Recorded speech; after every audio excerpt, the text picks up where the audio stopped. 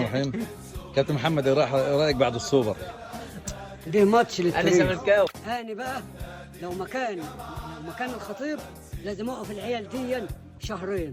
ال100,000 اللي قايل عليهم خدوا درس، يعني ما فيش بعد كده درس، لانهم نازلين مستهترين.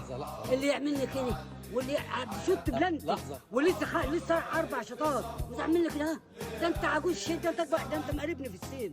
لو انت لعيب اسمه كابتن الواحدة ب20. تعالى لي الواحدة ب20. ليه بقى؟ يا عم بطولاتنا نظيفة. ليه؟ البطولات نظيفة. كابتن خالد يا عم، حتى لو هم كل همهم ان بطولات الاهلي كلها حرام في حرام، بس انا جاي اقول له مبروك، الف مبروك يا كابتن خليفه.